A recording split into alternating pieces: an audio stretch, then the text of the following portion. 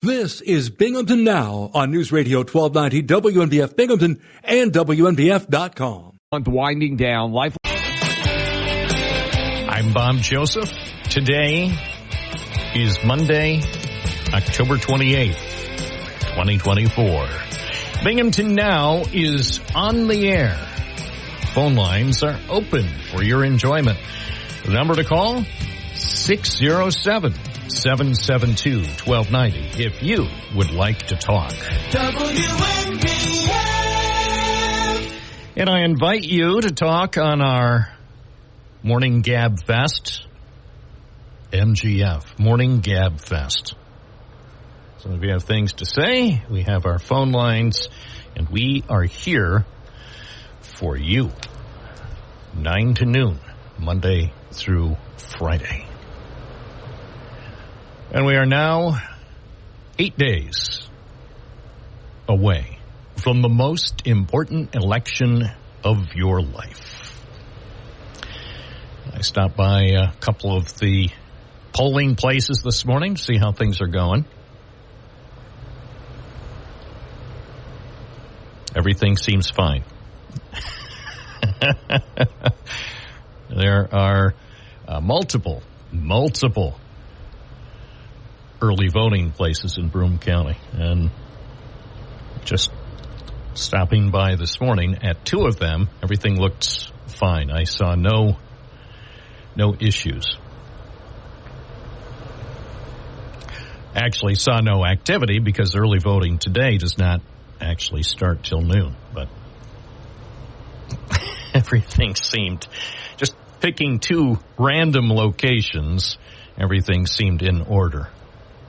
There's actually, believe it or not, law enforcement on the scene, carefully observing what was going on at one early voting site. So we've got law enforcement, you've got the elections workers, you have the voters. It's all good, all great. So if you had the opportunity to vote over the weekend, the early voting began on Saturday and continued on Sunday, 9 to 5 both days here in New York State.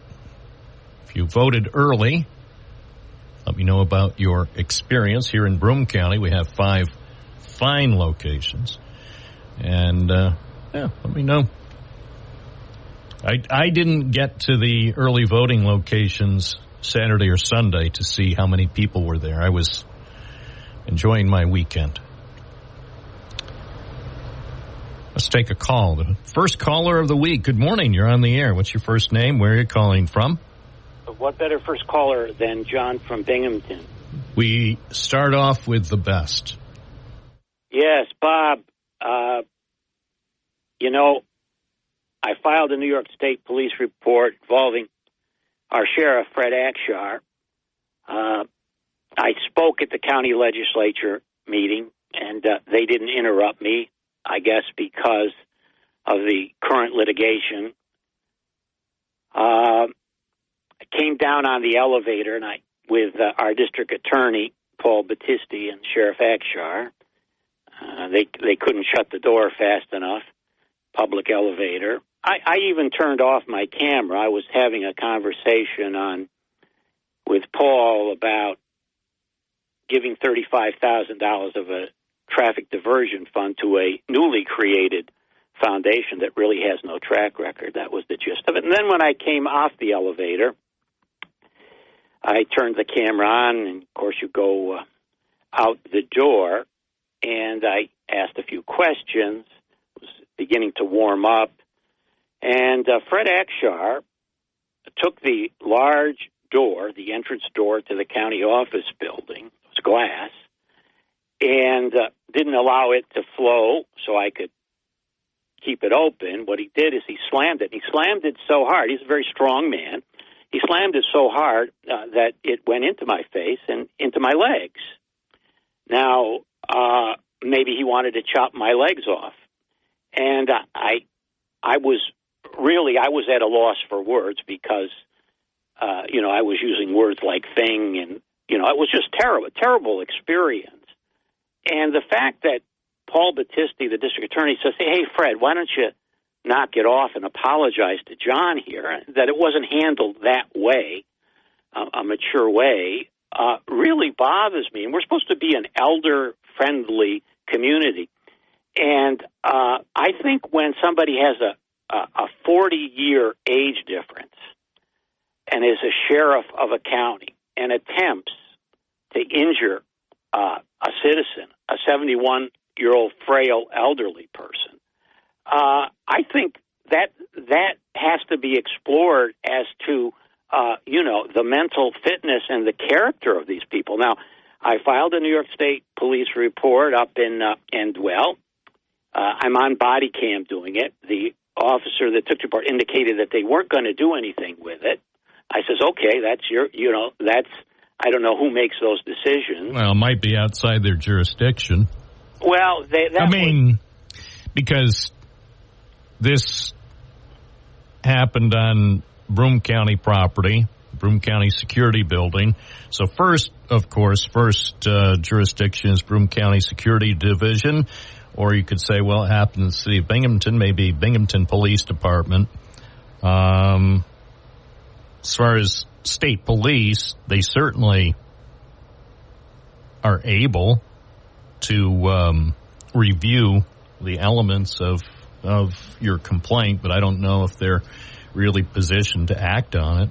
And even remember, ultimately, when it comes to the New York State Police, the person responsible is Kathy Hochul. I don't think Kathy Hochul would approve of an investigation into something like this.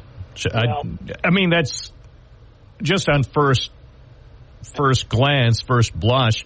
I don't think Kathy Hochul wants something.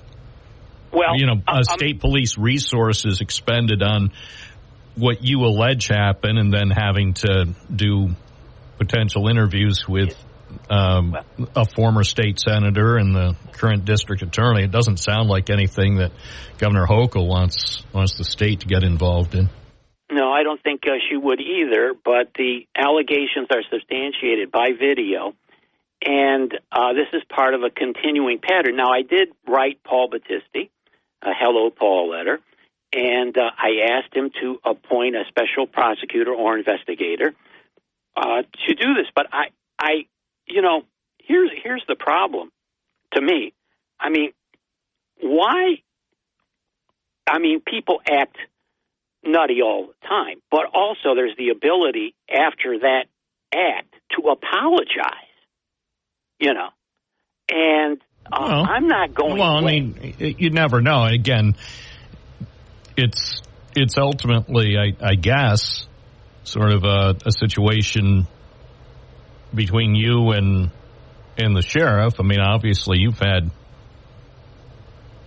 several interactions with him over the years, both as sheriff and I believe when he was state senator. So, well, this is the last point. If I did that, if I was ahead of the sheriff leaving the building, and I went and slammed the door on him, you don't think that I'd be brought up on some sort of charge? Well, of course. But, okay. And that's completely apart from who the law enforcement person is.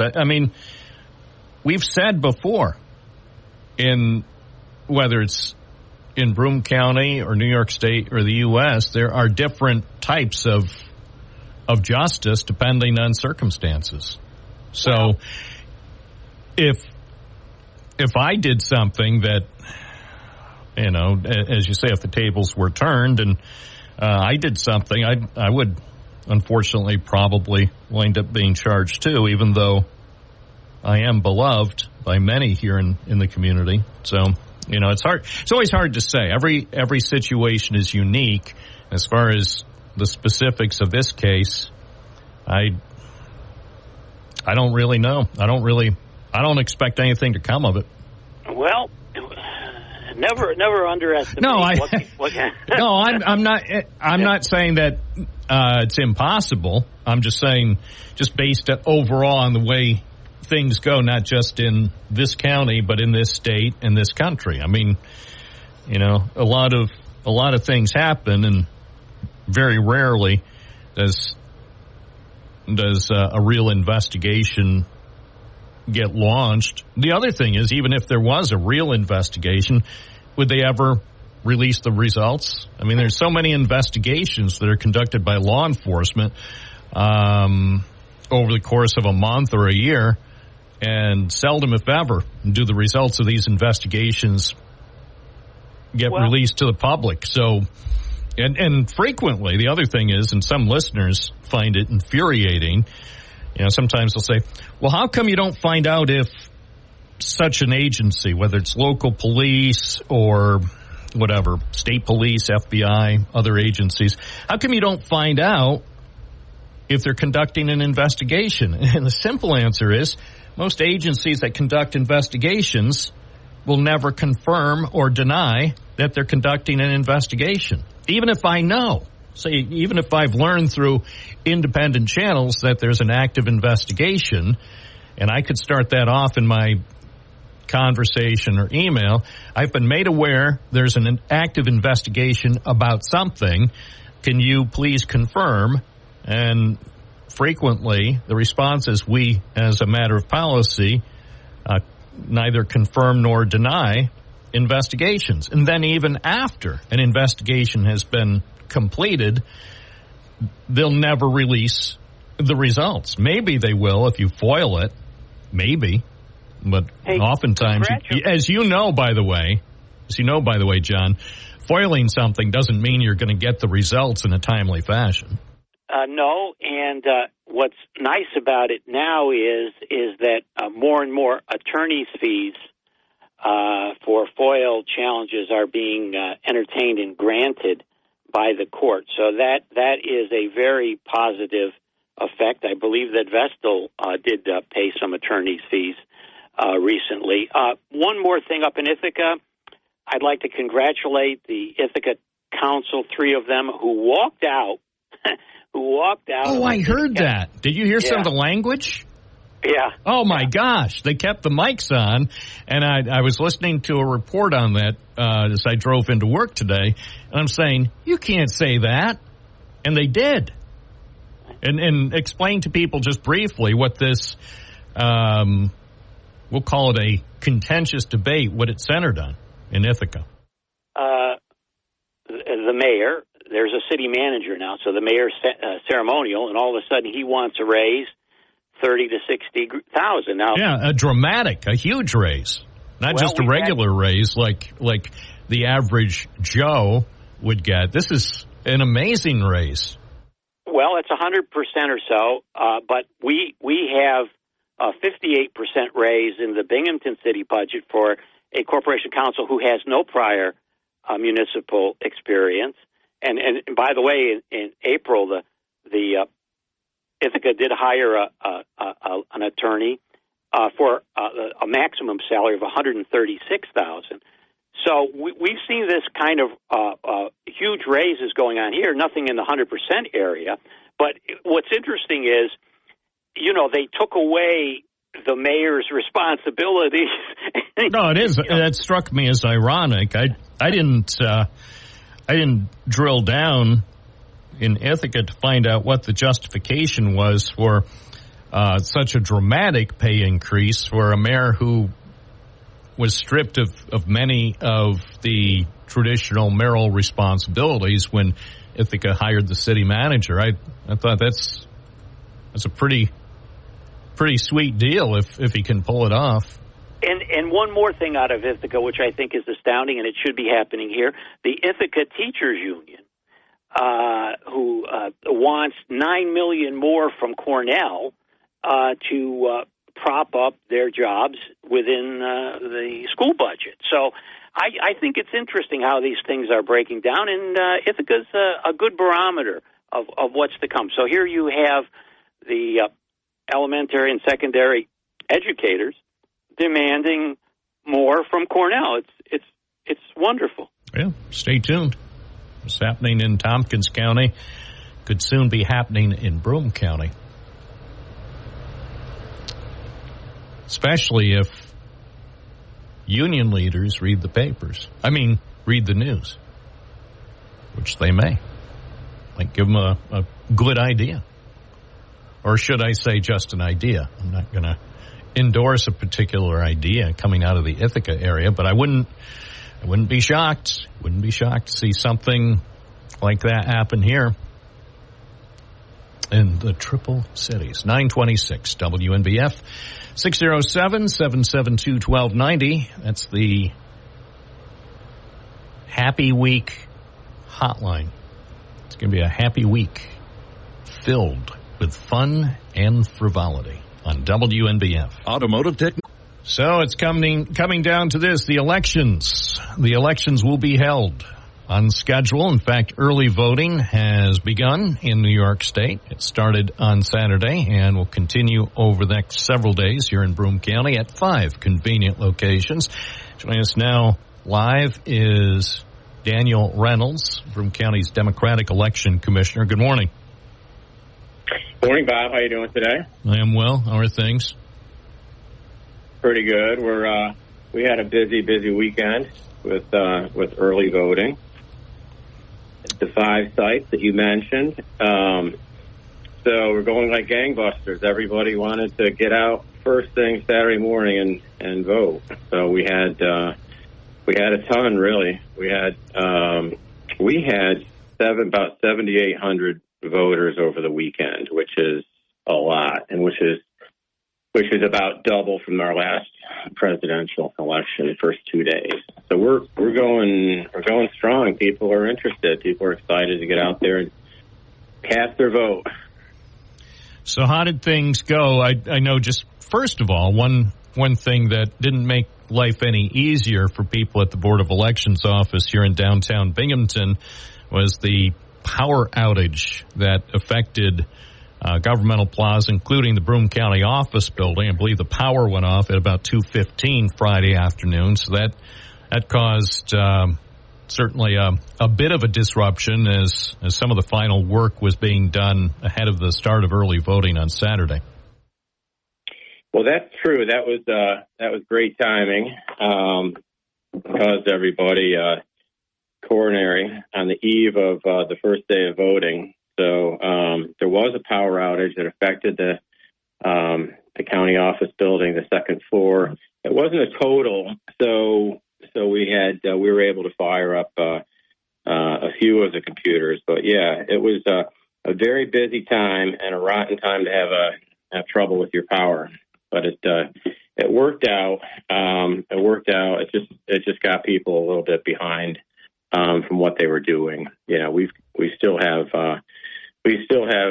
all sorts of paper ballots that are coming in the mail. We've got registrations that were coming in, getting in the system. So they're at full bore down there on the second floor at the Board of Elections. So that threw a monkey wrench in the works, no doubt.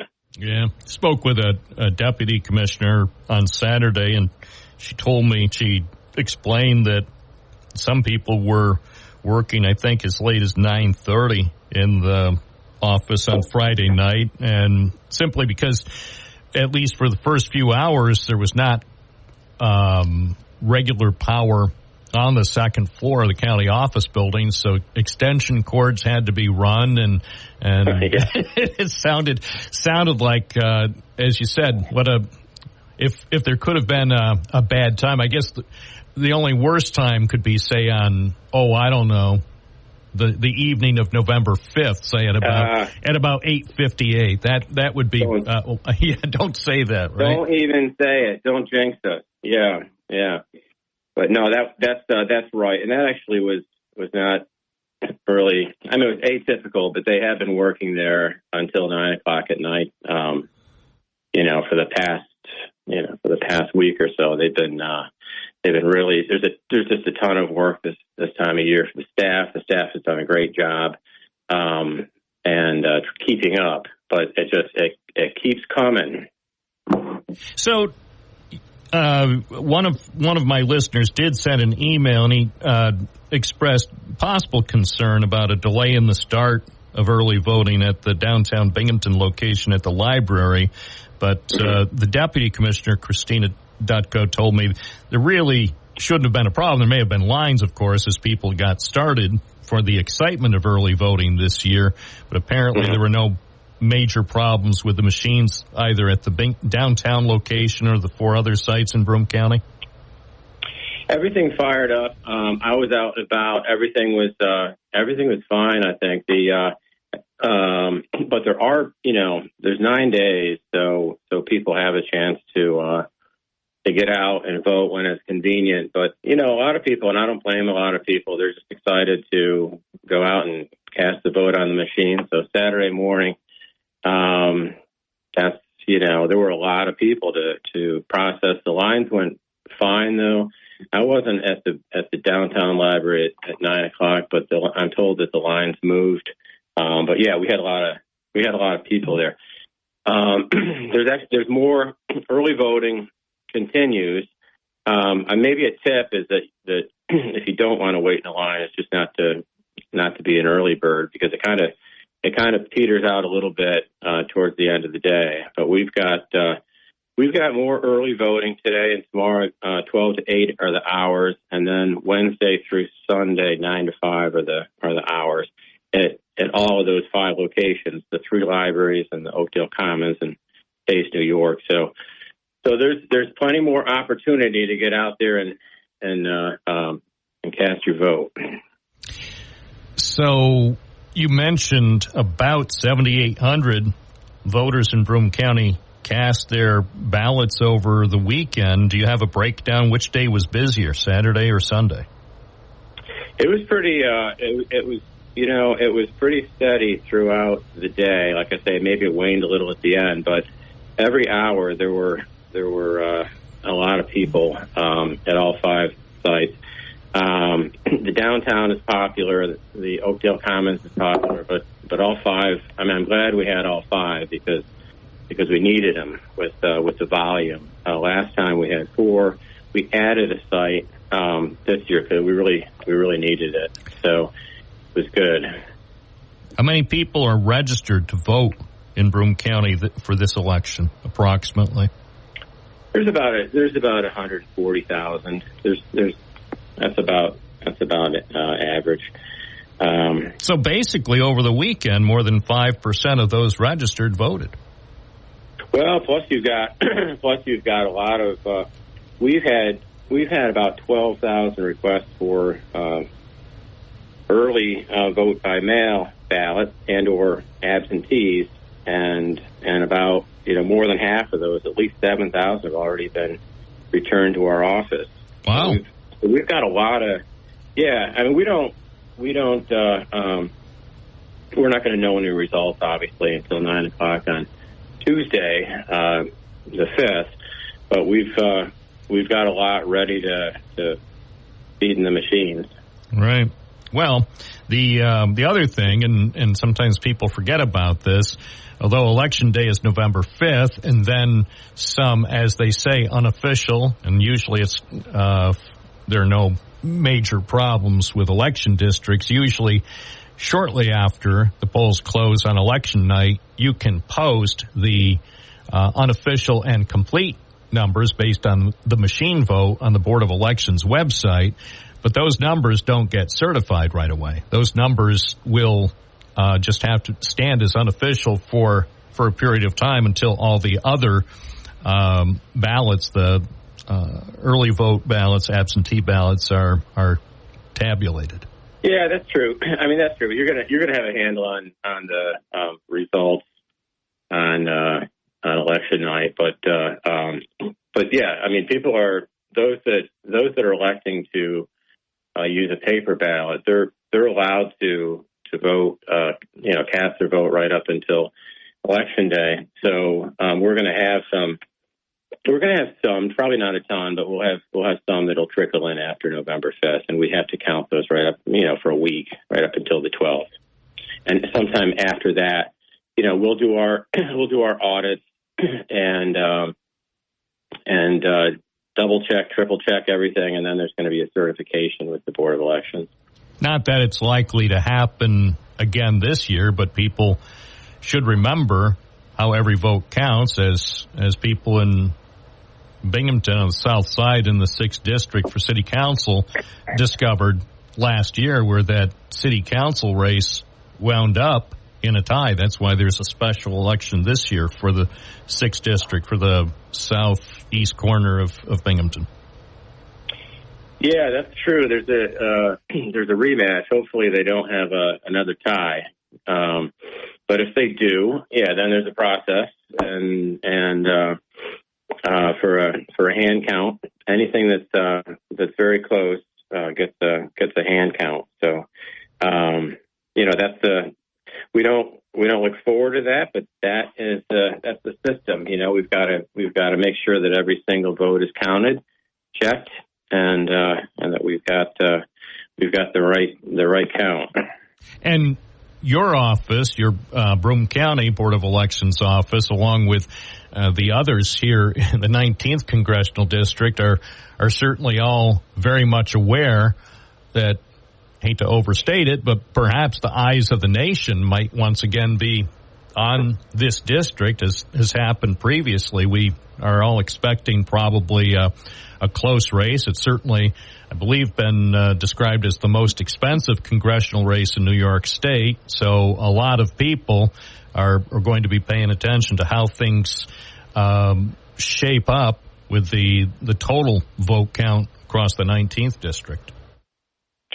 Yeah, I think that's true. That's a battleground. That's very important. Very important to get out and educate yourself on the candidates for the 19th, because that's again, it's important for the for the nation, and it should be. I mean, everybody's saying it's going to be tight. So I know that everyone's been enjoying getting those mailers every single day.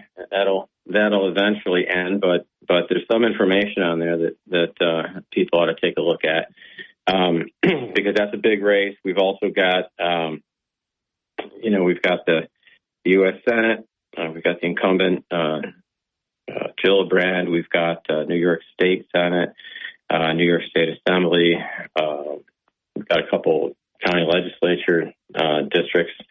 So there's a lot to vote for this year. It's a big year with the presidential year. One thing Broome County doesn't have is an outdoor drop box. There was a situation just to our east where in Delaware County they had a drop box for absentee ballots, and then several days ago Delaware County decided to remove that outdoor voter ballot drop box. That also happened in another upstate county in Schoharie County. And one thing listeners or voters may not understand, in New York State at this point, there are no official regulations in place about these outdoor drop boxes.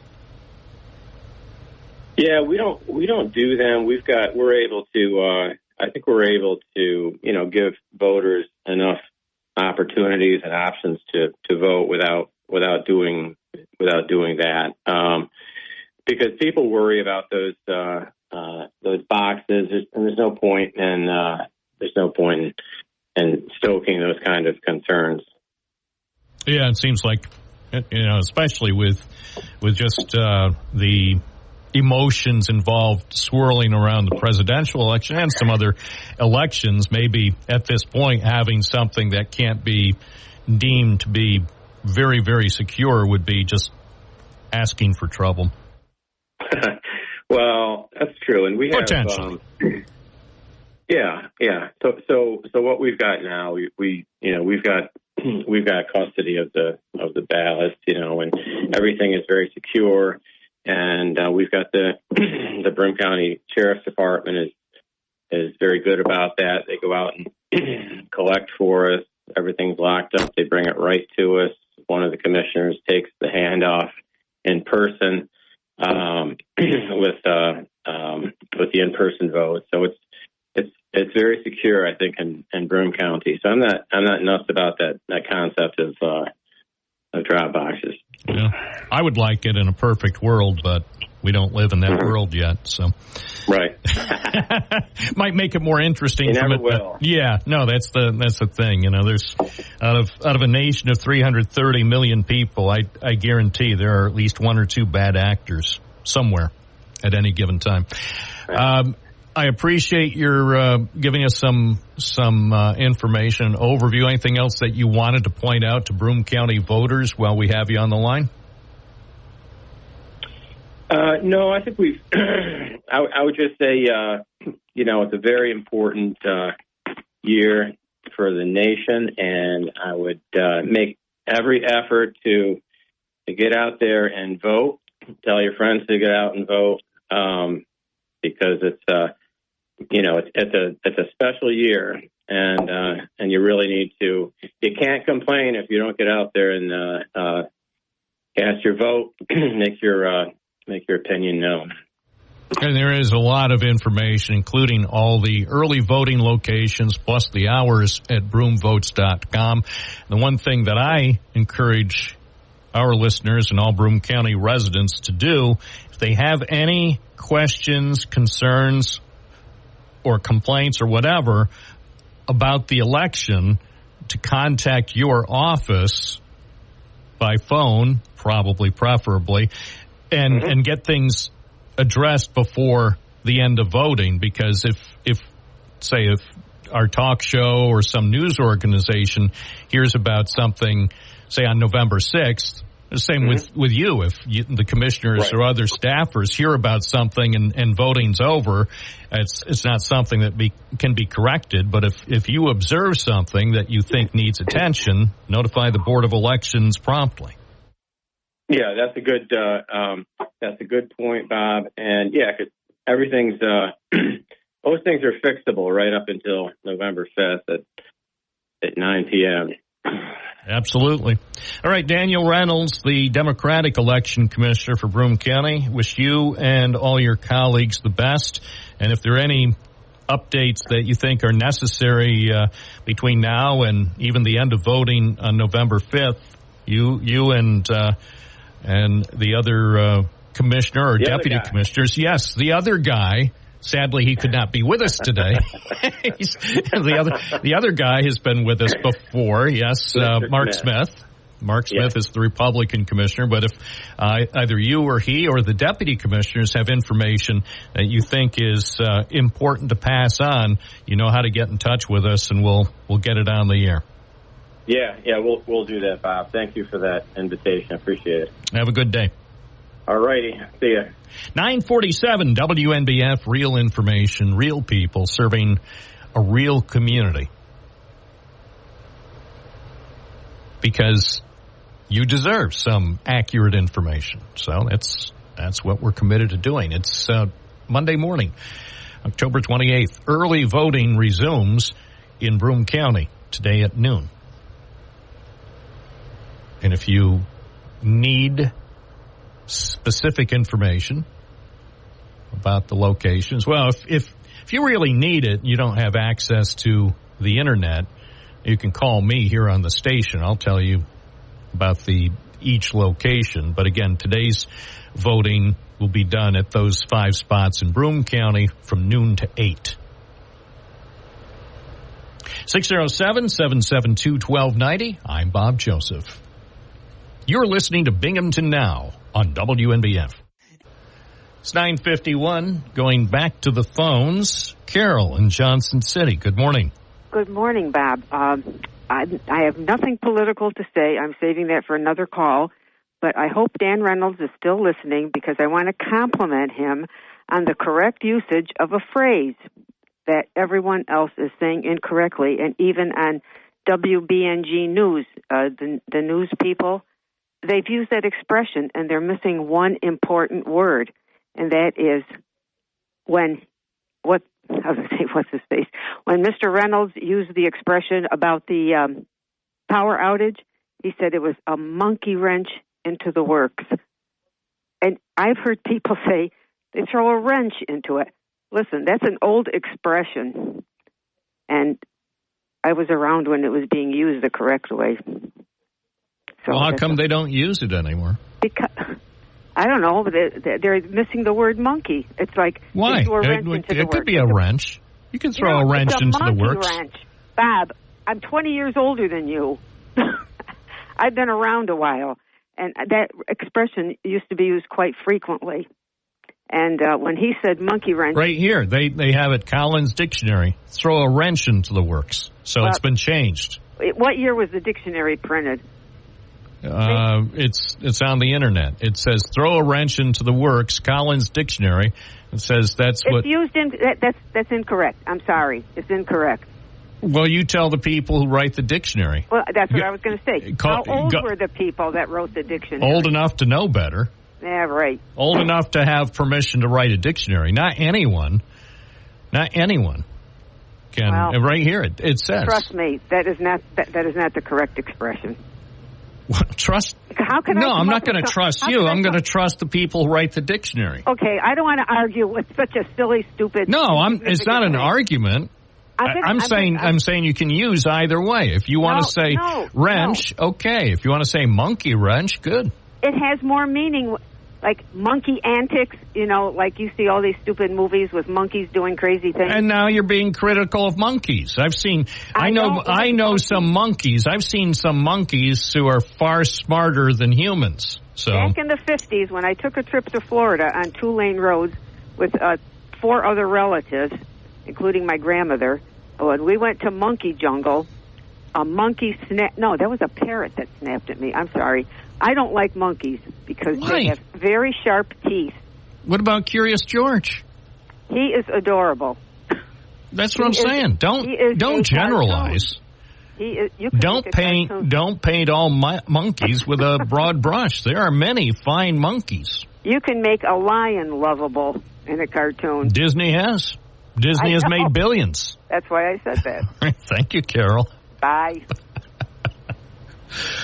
It's almost as absurd as talking about the best Halloween candy. Am I right, people? Morning, WNBF. You're on the air. What's your first name? Where are you calling from? Selena from Binghamton. Hey there.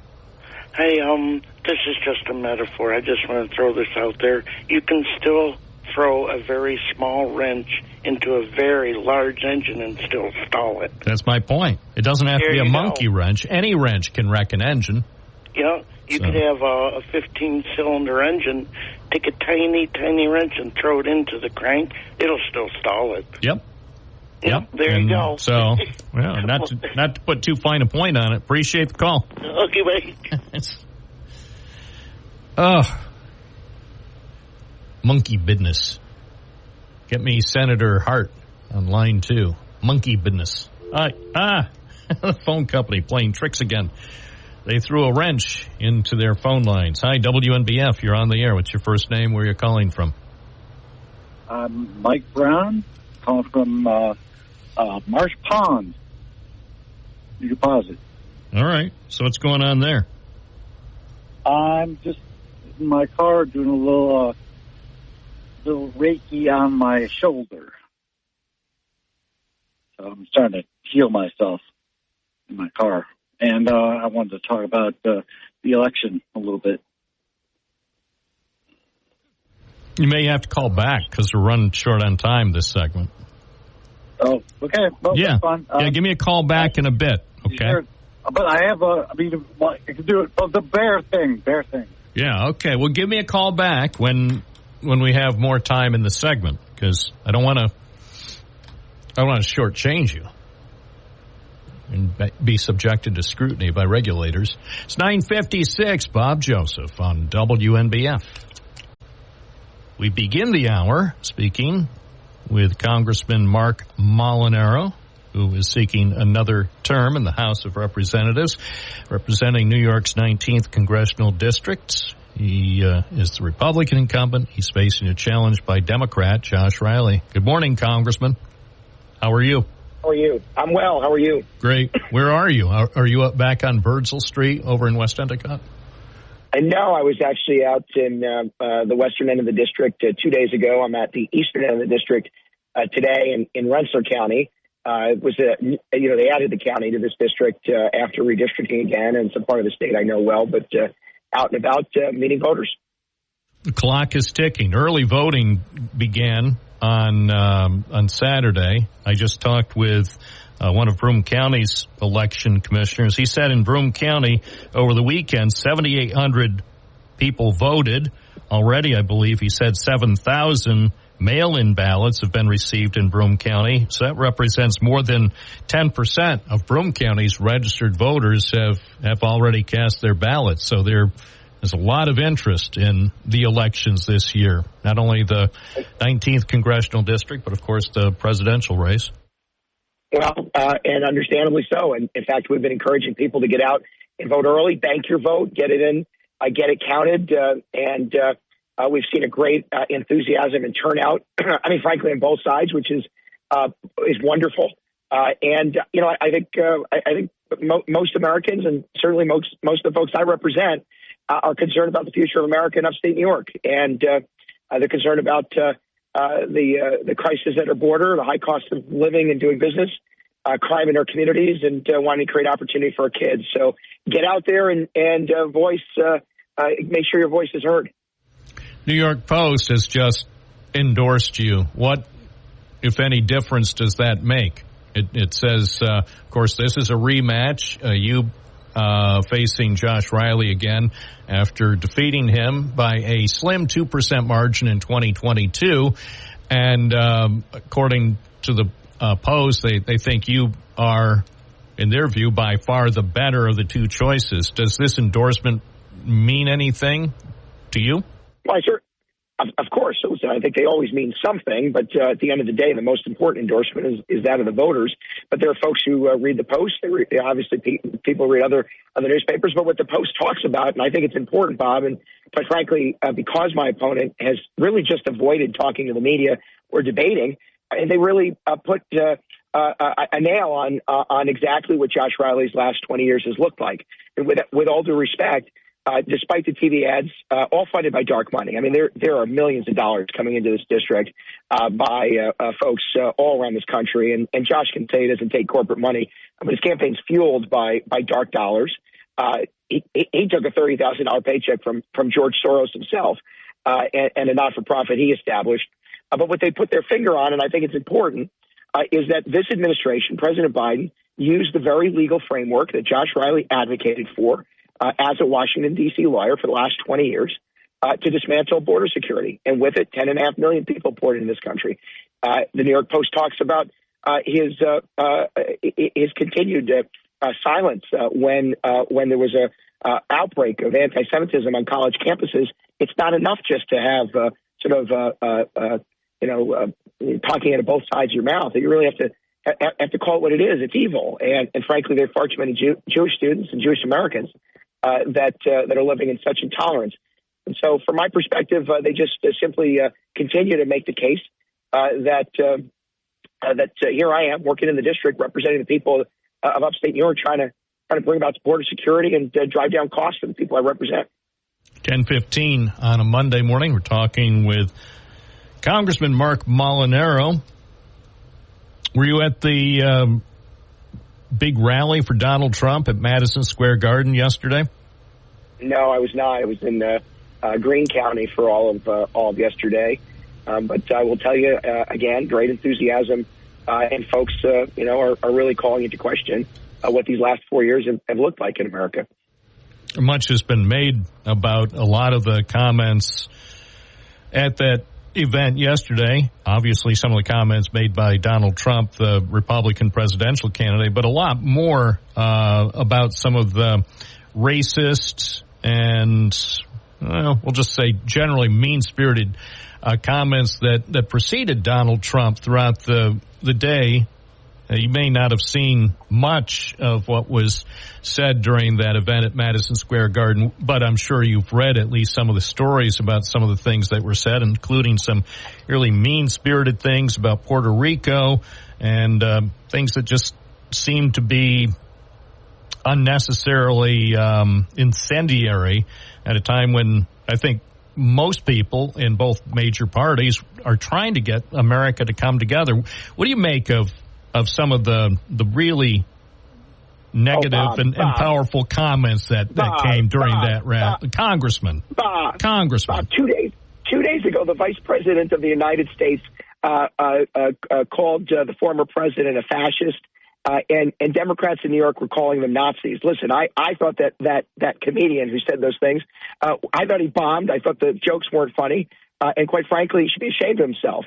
I thought that comedian wasn't somebody who needed to be added to the list of people talking. I certainly know the value of and have great respect for Puerto Rico and Puerto Ricans. But the president also talked about the last 4 years, the fact that we are shouldering the highest burden of inflation in generations, that America surrendered its southern border, and that we are weaker on the national stage.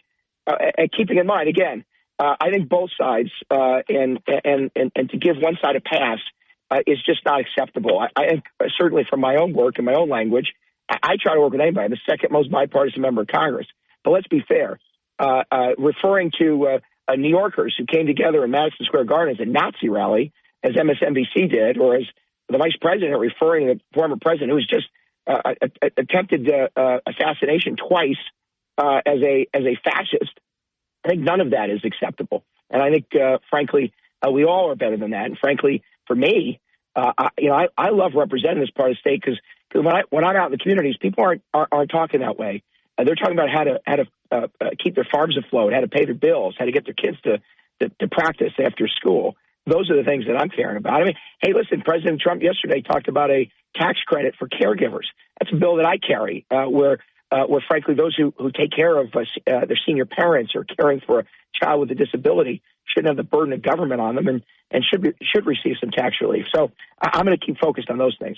What do you make of some Republicans, including on occasion Donald Trump and sometimes J.D. Vance, referring to some Democrats as the enemy from within? That's a phrase that's come up with some frequency. I think both sides, as I've just said, use language that just is unnecessary. I do think that, as I said, that I will continue to call balls and strikes. I don't like that kind of language. I don't generally use it, but it is often to me these last few months. It seems very clear that there's an amplifier on one side when some of the things said by the other side are excused, and I just don't think that's right either. I see you're scheduled to vote this afternoon with your family. Is that true? Yes, it is very true. You're going to take advantage of early voting in New York. I have actually in the last several years. I think you should. I think if there's any question as to whether or not you'll be available on Election Day, get out there, bank your vote. Everybody's doing. Both sides are encouraging you to do that. So I'll be voting.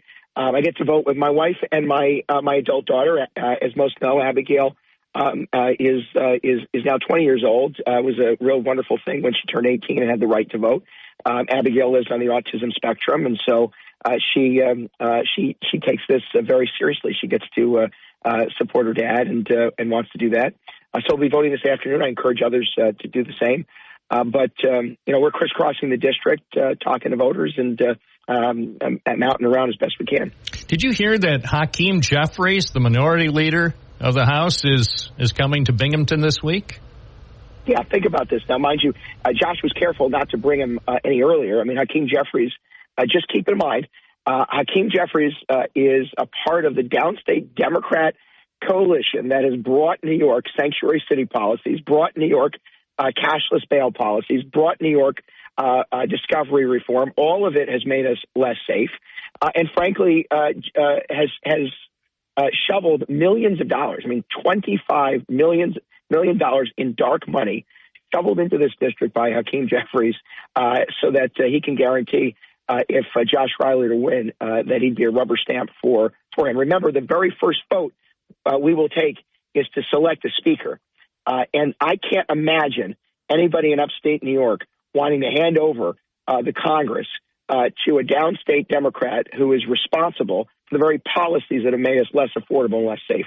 Although some people in Broome County might take a certain amount of pride that Hakeem Jeffries went to school here, Binghamton University. I can bet, although I haven't confirmed it with Mr. Jeffries, I can bet he probably spent at least a little time out here on State Street near the beautiful Binghamton Now building. So Even no doubt. Maybe some people who don't agree with him politically might think that it would be, for some reason, advantageous to upstate New York to have Hakeem Jeffries as Speaker of the House, and then apparently his New York City neighbor Chuck Schumer as Senate Majority Leader. Some people might think, even if they're Republicans and conservatives, that couldn't possibly really hurt Binghamton or Broome County. Well, I would say to you that no matter who the speaker is, Binghamton and Broome County is going to do pretty well. Should I continue to represent them? But I can't imagine many people in upstate New York are very happy with the downstate policies that get pushed on them. Just as Hakeem Jeffries and Mayor Eric Adams exported thousands of illegal immigrants from downstate to upstate. We've seen the damage of policies that have come out of Albany, sadly, because of downstate Democrats. And frankly, there are plenty of upstate Democrats who know that too often our rights in our communities are trampled on by their decisions. When's the last time you spoke with Hakeem Jeffries? The day before we left the House. Hakeem and I served together in the New York State Assembly. Admittedly, worked together on a couple election law policies that, frankly, I'm very happy to have done so with him. But he's fueled a campaign that's been based entirely on lies, and I think it should be rejected. All right. Otherwise, though, political disagreements aside, do you like Hakeem Jeffries? I get along just fine. Right. I just don't agree with his politics, and frankly, I don't think that the policies he advances are in the best interest of upstate New York. Congressman Mark Molinaro, will we hear you again on Binghamton Now between now and Election Day? Let's make sure we do. I'd love to chat and continue to answer your questions. But as I said, 11 counties, we are nonstop. No one will outwork us. We are everywhere we need to be on the ground. And fighting. I'm working hard to make the case we've got to shut this border down, provide for public safety, drive down the cost of living for the people I represent, and make sure we create new opportunities for the businesses, families, farms that make up this beautiful part of the state. And, of course, just so our listeners know, Josh Riley is always welcome on the program. We're always striving for a balance on our broadcast. Appreciate your joining us. Have a good day. Enjoy the next week of campaigning. Hey, Bob, and you do a good job at it. Always welcome. Always happy to be with you. Thanks. Take care. It's 1024 WNBF with some real information in real time about the campaigns and other important things. We're here for you. Remember, early voting is underway in New York State. As Congressman Molinaro said, he's planning to vote close to his home later today. And as we ascertained from one of Broome County's election commissioners, Daniel Reynolds, last hour, 7,800 people took advantage of early voting in Broome County over the weekend. So early voting in Broome County will resume at noon today. 607-772-1290 is the number. You're listening to Binghamton Now. 92.1 FM, 1290 AM, streaming at WNBF.com. Binghamton Now, moving forward on a Monday morning, off to a fine start with more calls more often. Joe in Greater Ithaca, you're on the air. Yes, you have a choice today. Would you rather hear about the monkey wrench or the economy? Please, the economy. Okay, the economy. As far as what is the economy and how is it measured? Well, is it gross national product, unemployment, employment, this market, etc.? I think the whole problem is people talk about the economy being better. Well, first of all, I think it's just fine by those measures. The problem is that some people aren't getting a big enough bite of it. Okay? Like the median income in New York is around $75,000. So I guess at that point you're kind of okay. And then below that, maybe not so much. And above that, better and better on the way up. Right. I mean, so some of the swell people like Jeff Bezos and Elon Musk and Donald Trump, the billionaires, of course, anytime you see them, are always smiling, unless they're in the middle of an angry rant. But other than that, as a billionaire, you really have, if I might be so bold, few cares in the world. Billionaires will billionaire. See, we have a greater and greater concentration of wealth. And it's gotten more concentrated over the last 5 or 10 years. It's continuing to go in my humble opinion, the wrong direction. I think people like you and me deserve greater wealth than, say, the billionaires. I always say if you have $1 billion, you're pretty much set for life. So, I say more billionaires would make America happier instead of the existing billionaires getting more billions. Yeah, the thing is, what we need is redistribution of wealth. Now, that's been a bad word, but when you think about it... I was going to say, are you allowed to say that on WNBF? Redistribution of wealth, I don't think we're allowed to say that on this station. It's a bad phrase. The correct word, because... Well, maybe the correct word is fairness, but if you say redistribution of wealth, you already have raised the hackles of about 62% of our audience. Well, let's look at it, okay? Distribution of wealth would say, well, people have the wealth, and let's distribute it. Redistribution implies that the wealth was distributed at one time, which it was. So you're just kind of going back to an era where it was more distributed. So redistribution is not a bad word. Now, how you're going to redistribute it? Well, one of the things, that seem to be very effective is the child care credit with it. They say that's raised so many just above the poverty line, which isn't a lot, but it really helped. Now, the next thing is, where are you going to get the money from? Well, one thing is they're finally starting to put some money into the IRS. They've been defunding the IRS police, if you will. But if we have proper funding of the IRS, we can start at the top and go on top on down and get the payment that should have been, the tax cheats and so on. And I don't see anything wrong with that. Now, finally, what you do is you tax rich dead people. I can go up to $12 million now without any tax. Now they can afford to kick in a little bit, on that. At one time, there was no tax at all on a state, and they'd love to have that. But I think that's one way you could go with that on taxing. Well, I'm sure you've just managed to make about 2/3 of our listeners very unhappy. Well, 2/3 of the listeners are not in that category where they're going to get hurt. Oh, I know, but that's not the point. No, I mean, the point, it's just the principle of the thing. I agree that the vast majority of listeners would not be adversely affected by what you just mentioned, but that still doesn't mean they're particularly happy with what you proposed. Well, I believe that 2/3 of the listeners have an estate no greater than $1 million. I believe that I'd say that's probably accurate, but I'm saying just because of so much of what they've heard in some of these fine rallies, the best rallies have perhaps served to cloud their worldview.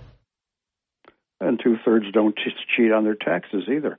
In fact, I'm sure the vast majority of our listeners pay every penny due in state and federal income taxes. I'm absolutely certain that virtually all of our listeners are law-abiding and tax-paying citizens, as opposed to billionaires who, well, we know of at least one billionaire who's been convicted of 34 felonies and also has somehow managed to pay less taxes than, say, over the last decade, certainly percentage-wise, than most of our listeners. I mean, it's great if you can afford that kind of tax advice. As he says, he's only used the system. He's quite proud of his ability to minimize his payments to to help support our great government. It's like, why do people do it? They do it because they can. Sure. Well, and that's why the IRS needs more enforcement power. Got to tell you, if the IRS enforcement machine gets restored to its original power, they're not going after most of our listeners. Our listeners, from the perspective of the IRS, or when it comes to the IRS, say about 99.8% of our listeners don't have a thing to worry about. It's the 0.2% who might be slightly worried, but then again, they shouldn't be worried as long as they're obeying the law. They might be because of their tax situation or financial situation. They might be subject to an IRS review, but nothing to fear if they're adhering to all the laws. Yeah, that happens all the time. I've had that. Yeah, it's just like when people complain about speed traps on the highways. I look at them somewhat blankly and say, well, why are you concerned about, all the state police or Vestal police running speed details on 17 or wherever? It's like if you were obeying the law, you wouldn't have a concern. They're not going to stop you. They're not going to stop you if you're within 10 miles an hour of the posted speed limit. But if you're driving around like a former Westchester County district attorney, you're going to be stopped, even on a Sunday afternoon. Which they even announce it. They yes. even announce when they're going to do that on the parkway. I know. All right. I appreciate your thoughts. I hope you didn't unnecessarily upset some of our listeners. I'm not worried. Well, you don't have to be. I'm the host. I have to be worried. What if even one loyal listener is so... all this is going to do, it's going to help you because you'll get more calls. Well, that's right. Thank you, Joe. Thank you for the help. It's 10:37. Yeah, we will get more calls. By goodness. Hi, you're on the air. What's your first name? Where are you calling from? Good morning there, Bob. It's Dave from Vestal. How you doing? We got more calls. Good morning, David. Welcome back to the show. Thank you, sir. Bob, I wanted to ask you, you remember back a while ago, I don't know exactly how long, but the timing isn't important. But I mentioned on your show that the Democrats, their candidate, they could choose a goat, and you'd still have people calling in, and they would say, I vote for the GOAT, because the hate for Trump is that deep. You know that. So, Friday... Well, at least the GOAT hasn't said things like, I'll be a dictator, but only on day one. I've never heard a goat or even a pig say something that absurd. I'll be a dictator, but only on day one. Even goats know better. Perfect example, Bob. On Friday, you had a caller call in. I think it was just your last caller here, saying that I don't care if gas goes to $20 a gallon. I don't like the way he walks. I don't like the way he talks.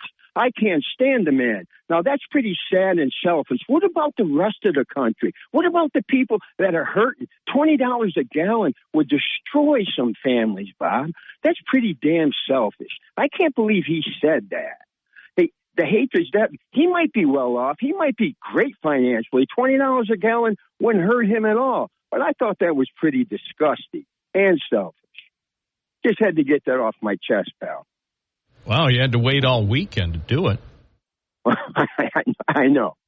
But, hey, Bob, if I have time for one more thing, because my chest is pretty big. Hey, let me tell you. Another caller. I know you don't like us saying names, but me and Vinny get along. Don't. Okay?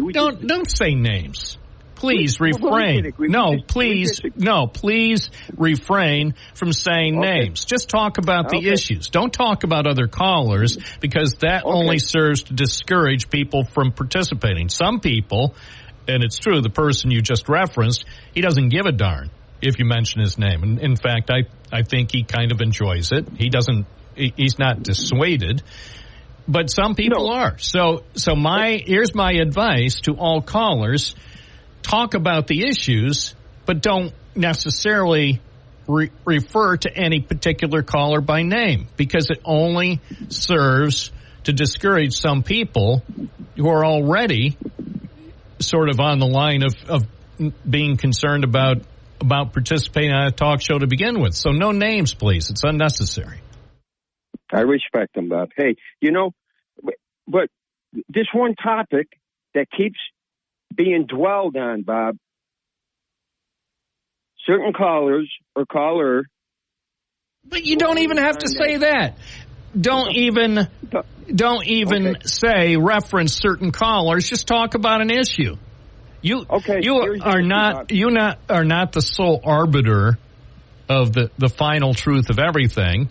So just because you disagree with one or more callers is sort of irrelevant. Maybe in a particular case you are right. Maybe you're not. Sort of irrelevant. You get to express your opinion, but I don't think it serves anyone by making specific references to other callers. I don't see where that's constructive. Okay, well, I won't do that. I just stopped, Bob. Addressing all the illegals here, that is never the topic. It's always the bill, what we can do in the future to tighten the border. That's always the topic, never addressing what has been done. Bob, they've already... The damage is done. That's never being addressed when it's talked about. Here's an analogy for you, Bob. Democrats could go, they're allowed to keep them? No. Here's a good analogy. Democrats go and hypothetically rob a bunch of banks, collect millions of dollars, Bob. And then at the very end, they're told, when it's all said and done, you know what? You're not going to be prosecuted and you get to keep all the money. We're just going to work on future security. Same thing. You want to keep the immigrants here for whatever you want to do with them. I think it's amnesty, path to citizen. If you amnesty, you can become a voter right away, Bob. Right away, if you get amnesty. So I really don't want to hear any more about they passed up the bill would have fixed things. No. Let's address the big problem that they allowed the first 3 years. Let's do something about that. And that's always being ignored when people call in. They don't talk about that. Oh, we had a bill. Oh, we could fix this. Tired of hearing it, Bob. Have a good one, Pat. Yeah, but they did have a bill, and it could have been fixed. Yeah. Let's address the mess now. What we have now here. I don't think there's a political will. Thank you for your call, though. It's 10:42 at News Radio WNBF. More callers to come. If you want to be one of them, I encourage you to dial carefully 607-772-1290. It's a real radio program with a real radio host who really will answer the phone and speak with you. I'm Bob Joseph on WNBF. Monkey Radio, 92.1 FM, 1290 AM. Gary from Binghamton writes about Monkey Wrench. In the early 1800s, the Luddites in England protested working conditions as industrialization grew. Workers would throw a spanner into the works to cause problems. On July 30th, 1907, the Chicago Tribune used the term, throw a monkey wrench in the works. There's all the monkey information you need for the moment. But I'm sure it's not the last you're going to hear of it.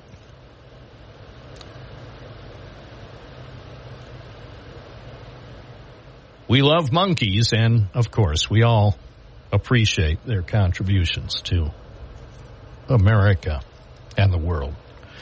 It's 10:47, back to the phones. Good morning, you're on the air. Hi, Bob, this is Selena. Sorry to call again. Well, that's okay. 5 years before the stock market crash of 1929, people flung their wood.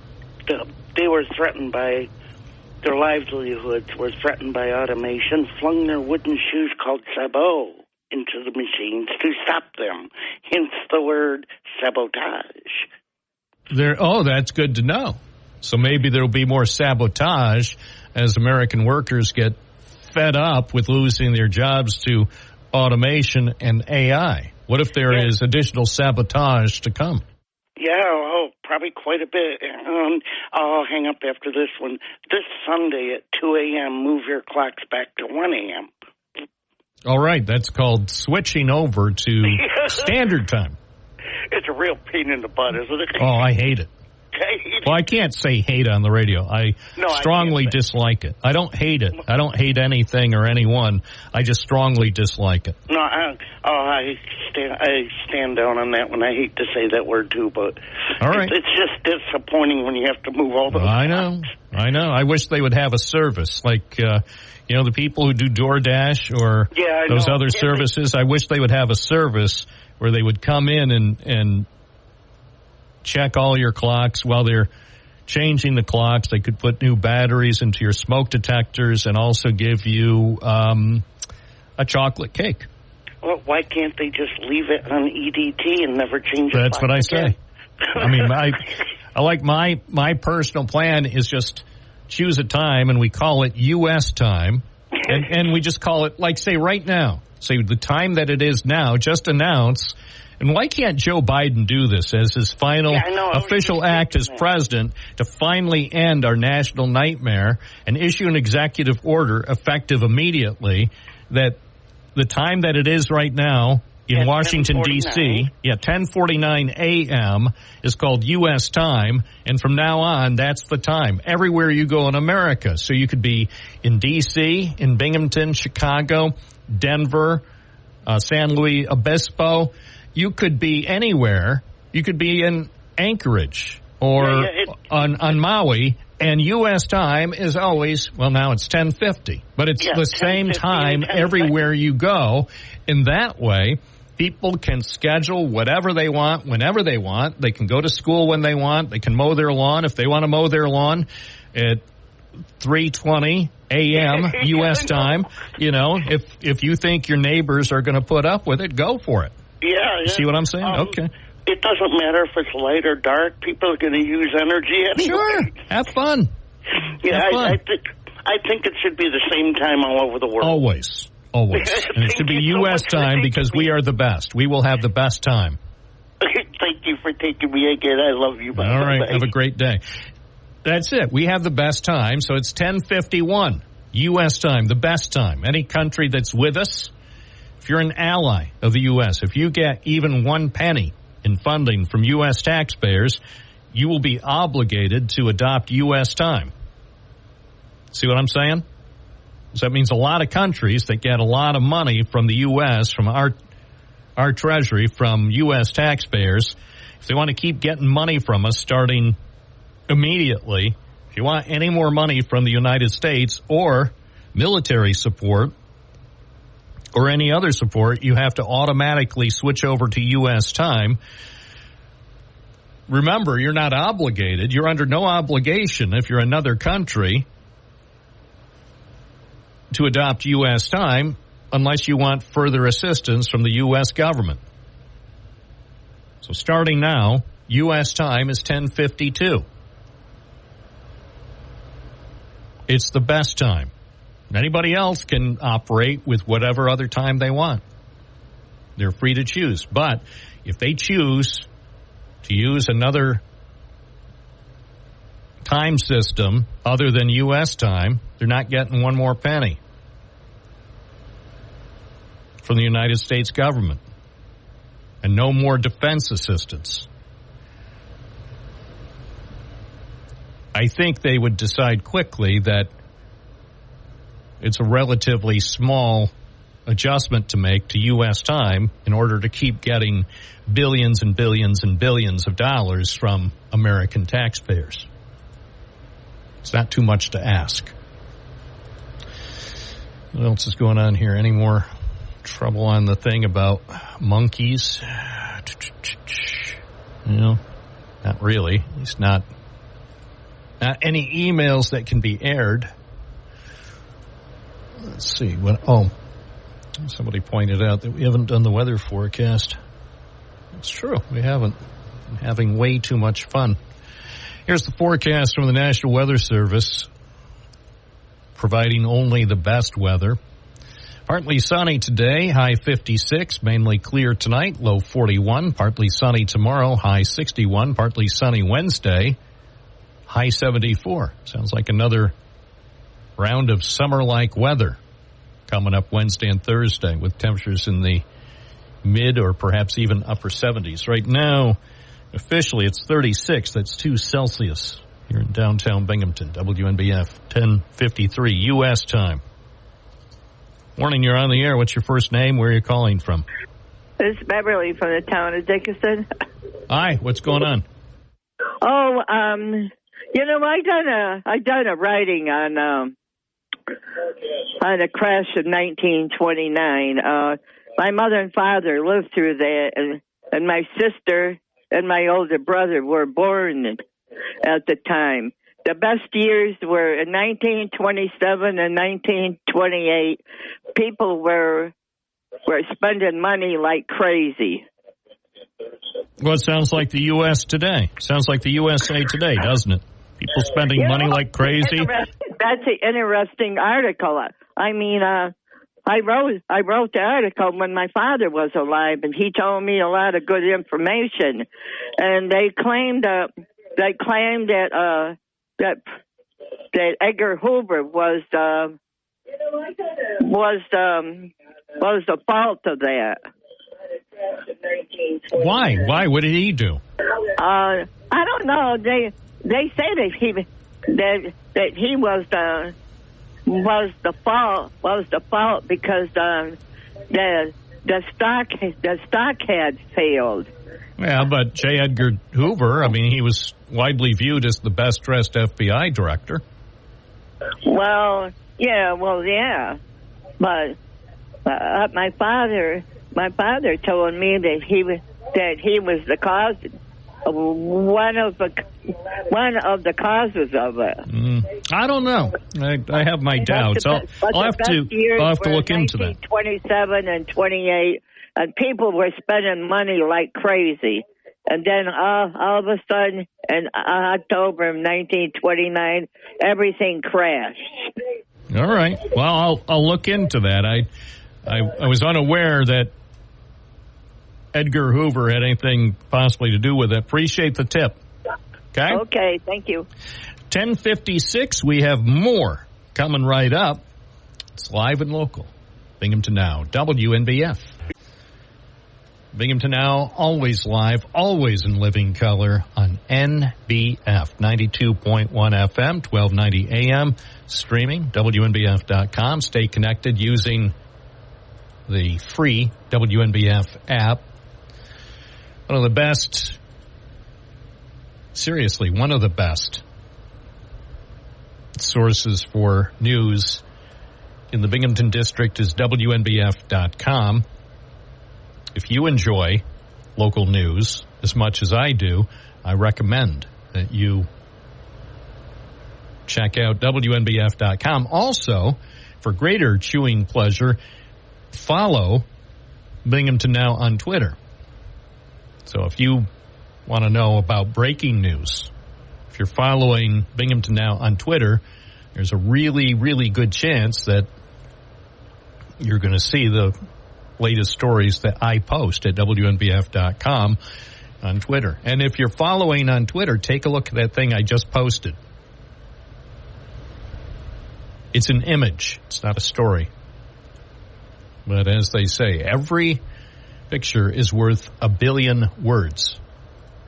Thanks to Joe Biden. It used to be 1,000 words. Now it's 1 billion words. So take a look at the photo as seen only on Twitter at Binghamton Now. You'll be glad you did.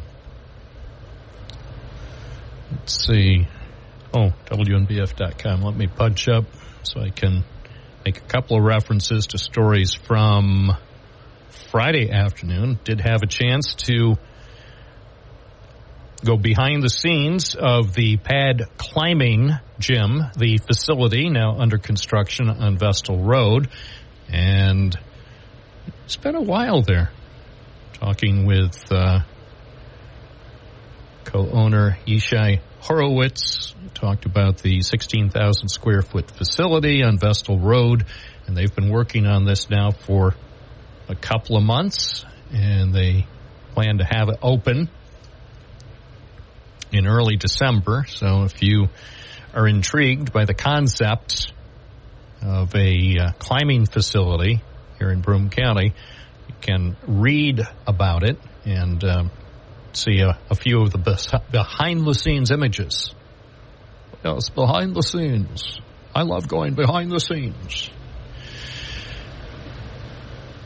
For example, and again, this does you on the radio driving around aimlessly on the Vestal Parkway trying to avoid a serious head-on crash, I understand that playing a little bit of this audio from inside the pad climbing gym that's being built now in Vestal Road, I understand this doesn't do you a heck of a lot of good just playing the audio, but...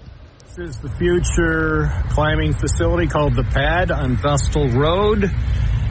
Let's take a walk inside, see what's going on as construction continues. I like the way I opened the door.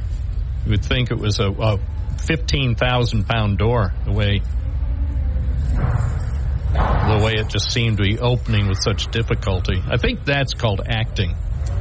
It's summoning up my acting ability. But anyway, so I decided to take a 2-minute walk around the place, the Pad climbing gym. And to me, it's intriguing. Much of the climbing areas have been erected, or at least key sections have been erected, and they get these sections, of all places, not from Birmingham or Biloxi. They come from Bulgaria. There's a company that specializes in designing and engineering and manufacturing the things for these climbing gyms in Bulgaria. So the things, they worked with the developers of the pad to come up with this special design for the facility in Vestal. So much of that already has been installed, and more of it will be installed in the weeks ahead. But it's just fascinating to see. If you look up to the top there, I think it's about 42 feet or so. So if you are into climbing, say if you have a pet monkey that likes to climb, or maybe you just like to climb and pretend you're a monkey, you would be able to go in there and start climbing. I think early December is when they think they'll open it up. But check out the pictures, as they say, behind the scenes. I'm sure this audio really helps you a lot as you hear ambient noise of people working. That was the other thing that was nice about going there on Friday. It's just nice in Broome County to see people working on a Friday afternoon. I know you're saying, what? There are people in Broome County who are working on a Friday afternoon? No, they don't do that anymore. Well, I found evidence, proof positive, of people who are working in Broome County on a Friday afternoon. People who are doing a lot of work. Some local workers, of course, and then some of the people from Bulgaria who are helping to assemble some of the key components of the Pad climbing gym on Vestal Road. So if you want to see more, the pictures, and actually see the video that went with that exciting audio, because it is colorful. Trust me, it's colorful. If you want to see it, it's on our website, WNBF.com, 1117 at WNBF. I know. I think I, for whatever reason, failed to announce the air quality. Everybody tunes in to WNBF every weekday morning to find out Binghamton's air quality, since apparently no one else is announcing it on a regular basis. Air quality today for Binghamton is called good. Air quality index for Binghamton AQI is 31, and that's good. So go out and, as they say on the website, enjoy your outdoor activities, but do so responsibly. Let's take a call now on the hotlines at 607-772-1290. Good morning. You're on the air. What's your first name? Where are you calling from? Mike from Binghamton. Hi, Mike. Donald J. Kramer's grandson. The former mayor? The former mayor of Binghamton? Correct.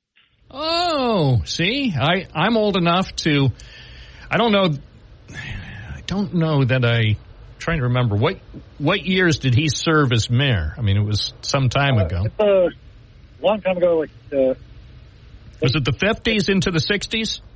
Yes, that's correct. All right. So I was a kid when he was mayor, but I definitely read about him in the Sun Bulletin and in the Evening Press. Yeah, and the Kramers have been around town for a while. So, Don Kramer, Bill Kramer. Yeah, and then one of them I know made a lot of money and got a lot of attention for quite a few years on that Seinfeld show. I guess you would consider him to be the most successful of the Kramer family. The kid who worked with Jerry Seinfeld on TV. Oh, that was not our family, but I thought he was. I thought that guy was Donald Kramer's grandson. No, he's not related to us, but God bless him. But yeah, I'm back in Binghamton though. I went to the University of Chicago, came back. Yeah. Well, it's great. Binghamton still, in my humble opinion, I still think Binghamton is the best city in the world. I think it's, the rivers that meet there are beautiful. And Yagava Regatta, you remember that? Yagava Regatta? No regatta. No, you remember that, though? Well, I remember it, and then some guy, unfortunately, enjoyed himself too much. But it's funny. They made the rivers seem so dangerous, but rivers aren't dangerous. They're rivers. No, I know. Rivers by themselves are innocuous. It's people who don't behave correctly around rivers that are dangerous. There's lots of fear in Binghamton. That's the problem. That's why the Twilight Zone, everything. But you know what this all comes down to? I will tell you the truth. The reason why everybody's so tense and angry and upset because a lot of us here are reincarnated, slaughtered by the people who came from Europe. I'm reincarnated, and I'm all messed up. It was hard, Hey, life is hard. But you know what? When the going gets tough, the tough get going. I'm doing pretty good. I'm an IT guy. I've got this great new idea called DOTS. I'm going to transform the internet. I know exactly how to. Elon's going to go to the sky. My idea is about putting things on little teeny things everywhere to just have a softer, no big rockets. Just putting little dots places to have Wi-Fi, to have internet around the world. A big rocket. Yeah, for free, for everybody. For everybody. For everybody on the planet, 8 billion people will be connected finally, and we can all be friends. Right. We can all be friendly, and we'll all love each other, and we'll have a utopia. And we'll sing. Yay. We'd sing. I'd like to teach the world to sing in perfect harmony at the downtown Binghamton roundabout. I'd like to teach. I'd like to teach the world to sing. Yes, exactly. I'll do that with my ukulele. All right, keep me posted. I will keep you posted. I will call back. All right, thank you. 1122 WNBF. You heard it here first on the Binghamton Now program. More calls are coming up, 607-772-1290. The good news is the election is going to be held 8 days from now. And WNBF, in my personal opinion, should be your official election station. If you are concerned about the election, you should stay tuned to WNBF every weekday morning from 9 to noon. We are here to cover the developments, to provide the information, to allow you to express your opinions. Your official election station. And that's the way it is with Bob Joseph on Monday, October 28th, 2024. All right. I don't know who that is supposed to be, but enough. Binghamton Now, WNBF. More calls coming up. I'd like to talk with you. WNBF.com. In case you're wondering, in case anybody asks, who are you listening to? It's fairly simple. Bob Joseph. Thank you. Let's go back to the lines. Vinny in Binghamton. Good morning. You're on the air. Hey, good morning, Bob. Hey, Bob, is it okay if I talk to my fellow Harris Walton? I'm going to put Riley in there too. Sure, Supporters, sure. Okay? There are a lot of people who listen to NBF who are supporting Kamala Harris and Tim Walz and Josh Riley. Sure, you can take a moment to speak to them directly. Okay, that's what I'd like to do. Hey, guys, I just wanted to say something that was interesting. Actually, a caller called up, one of our regular callers, and he was talking about the election. This is Friday, and he was going on. And then he said this part, which I thought was interesting, and I had to go in and try to find out more information on it. He said that when you deny Christ publicly, as she did, she is condemned to hell.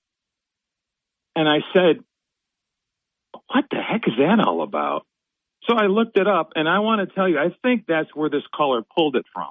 If you remember that rally that Kamala Harris had last week, when there were people were shouting out, this group of people were shouting out stuff at her, and she said, hey, guys, I think you're at the wrong rally. And everybody started cheering. She goes, yeah, you want those smaller one down the street. Okay, now the news covered that. Well, lo and behold, there's two people, a Luke Pulaski and a Grant Beth. They were pro-lifers. And what they were doing is they were yelling out stuff like abortion is the sacrament of Satan.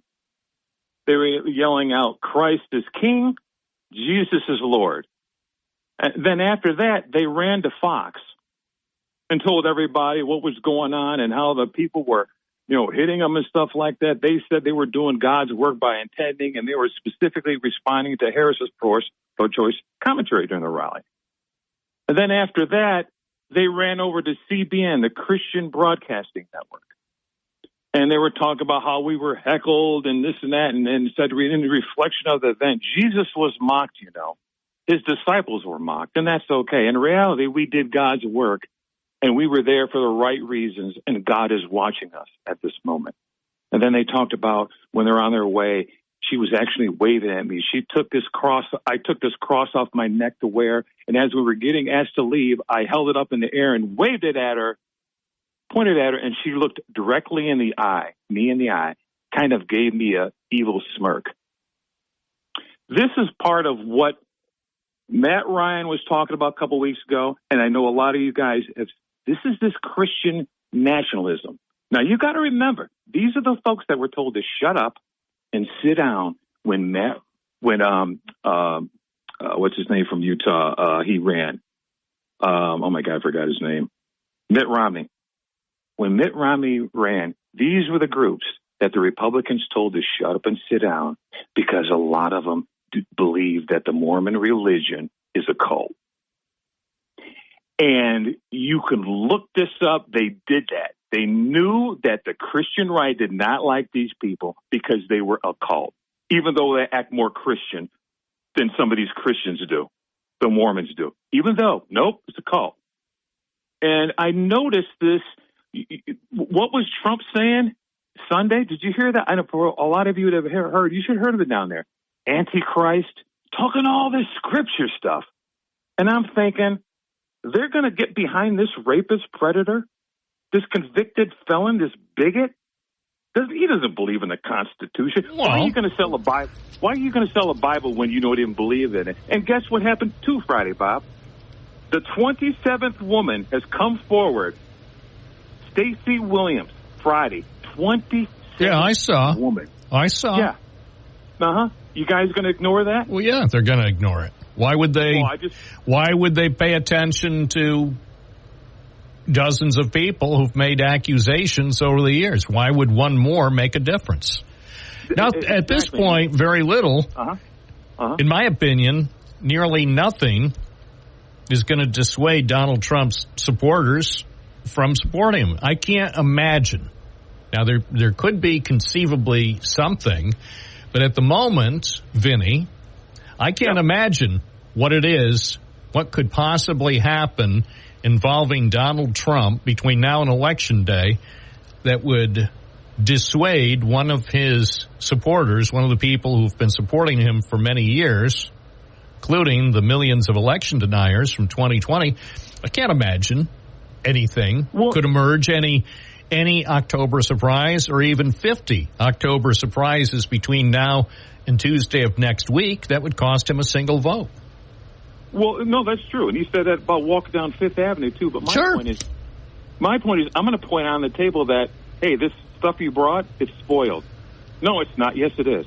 Because you had a caller, that same caller, Bob, who talked about her being condemned to hell, just said a couple weeks ago, we need to stop downgrading either presidential candidate, saying mean and cruel things about them. This is the same person. I know. So then, I'm just saying, this guy could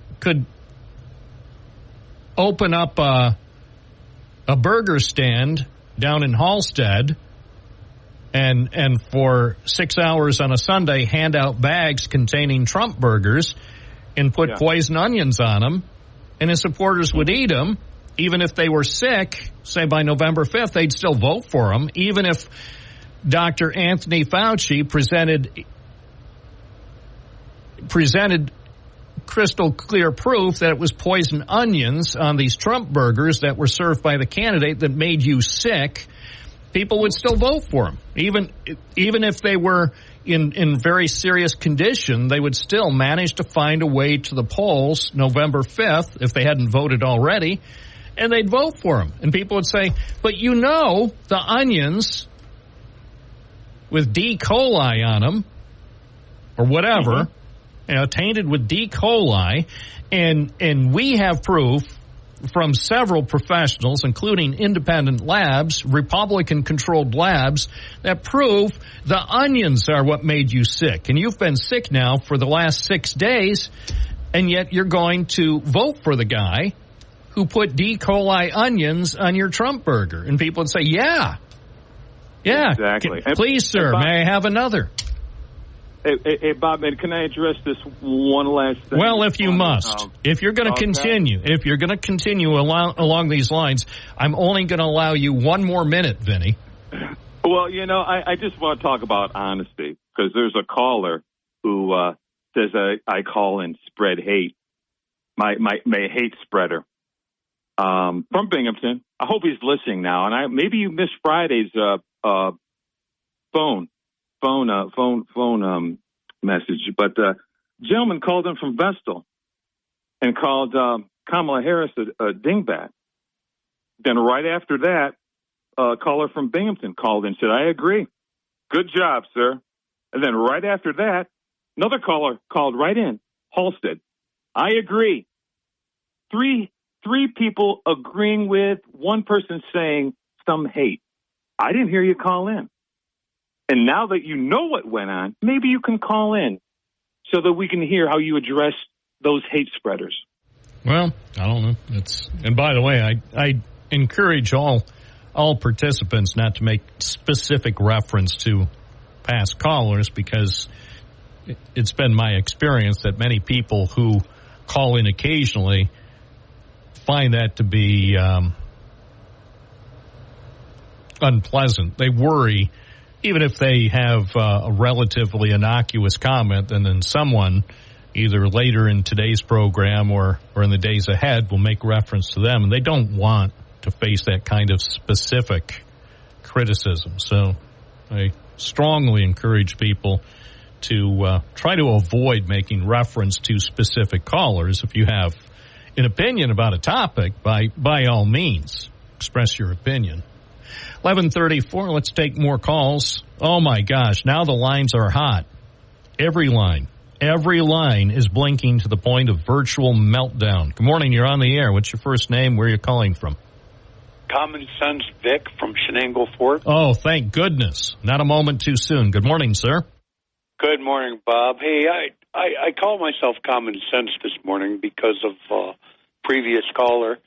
And I want to point out a couple of small facts that are actually really large. 27 accusations of rape and molestation from Donald Trump. Well, we all know Paula Jones sued Clinton and got a check for $800,000 or $900,000 or something like that. When he did it 30 years ago or whatever it was. Now, Donald Trump, let's agree, he's a billionaire, right? He says he is. I I don't necessarily agree, but he makes the claim he's a billionaire. And for as long as I've been alive, people who've been raped or molested by billionaires or millionaires even filed lawsuits. It is funny and very suspicious to me that 27 women who were groped or raped by Donald Trump 2 decades or longer ago are all Democrats now coming out in a presidential election making these accusations, just like they did against the Supreme Court Judge Kavanaugh. The same thing.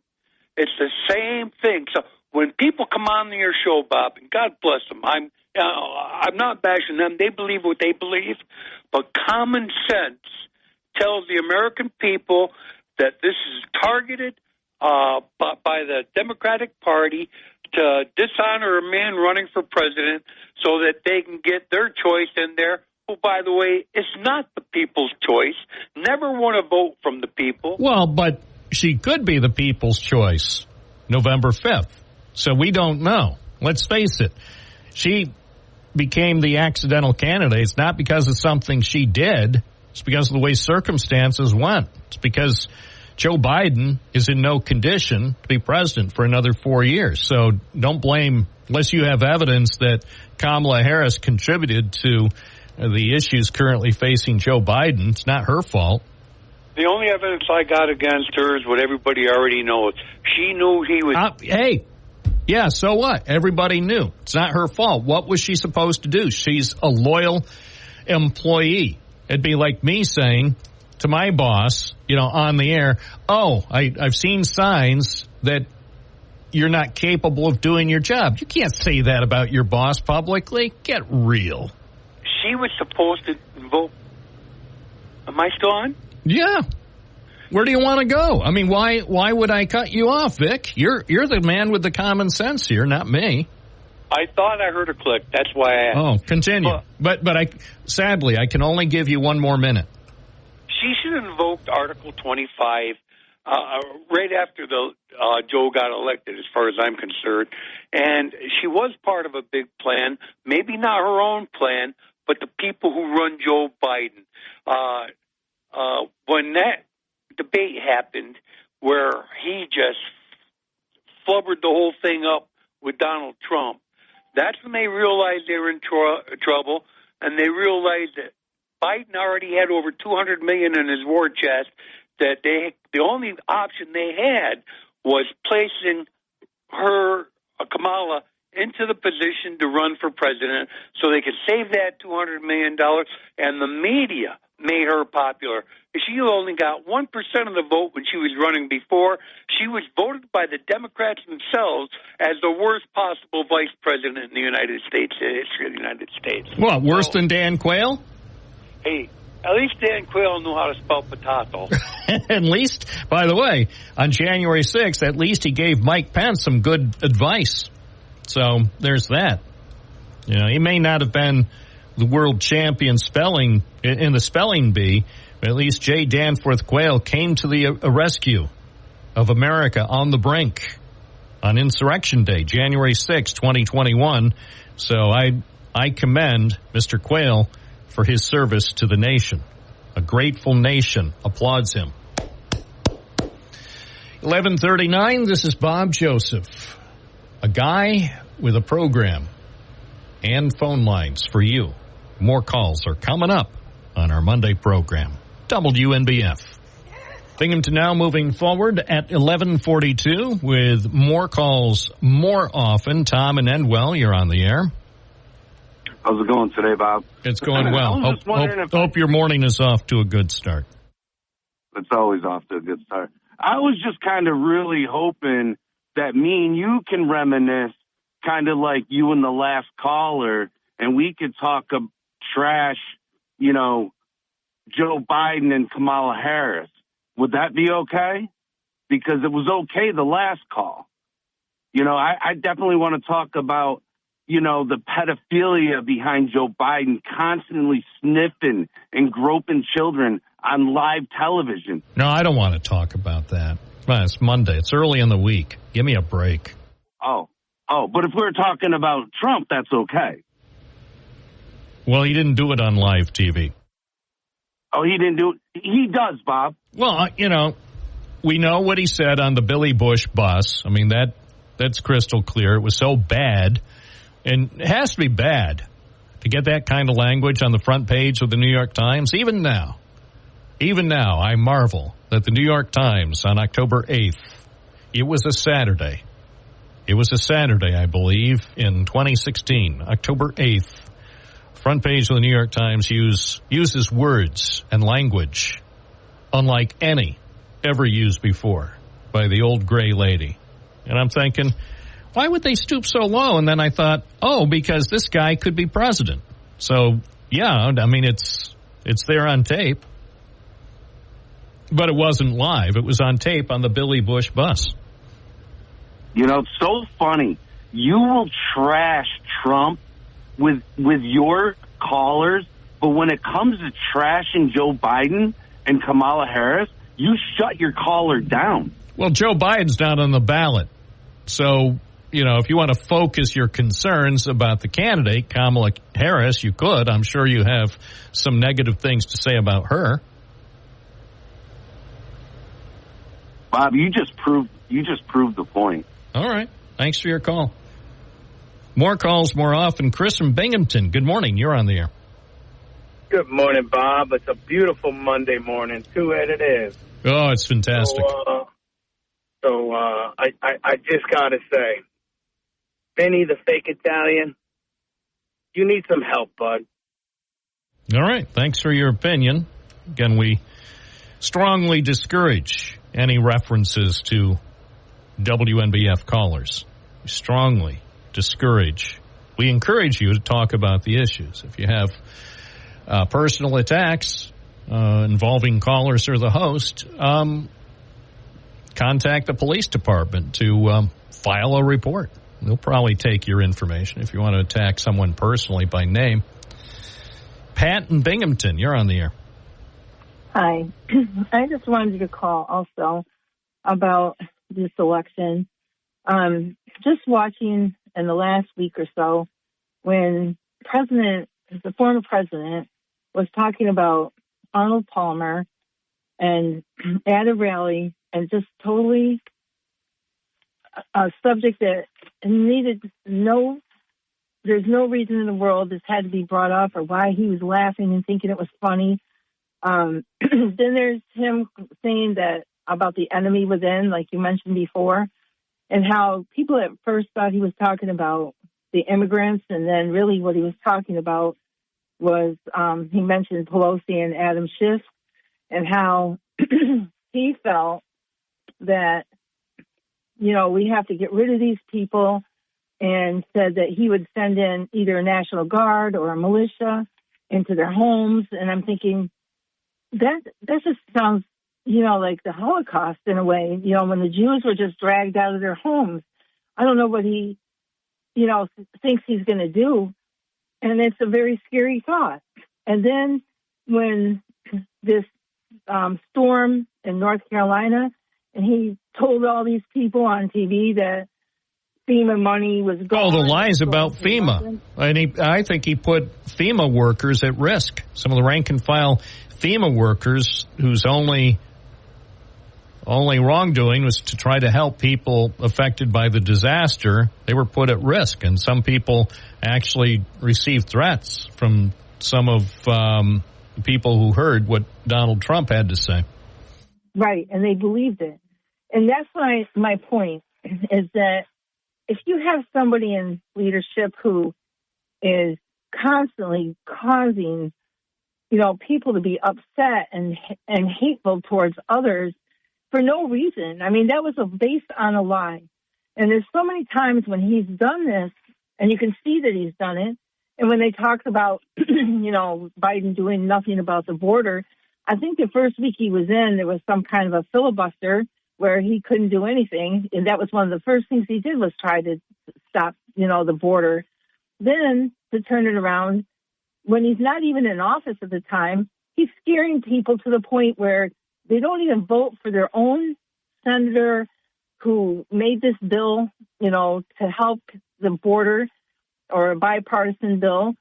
And he tells them not to vote because he needs to use this towards the election, so that make people. Well, think about it. If he hadn't succeeded at doing that, what would he run on? His position about abortion rights? He would have next to nothing to run on. His two other topics, if it wasn't for the immigration issue, his two other topics would be abortion rights and the economy. And the economy is getting better. I saw a place they're selling gas at about $3 a gallon. So he can't use, the tried and tested, gas prices are so oppressive. Well, they may be in California. I don't doubt it in California. And that's baked in because of California's own unique situation. But for most of America, a lot of Americans right now at this moment are buying gas for under $3 a gallon. Most Americans, for the most part, are relatively happy. We do have some problems. And we do have pockets of homelessness and poverty. I'm not ignoring that.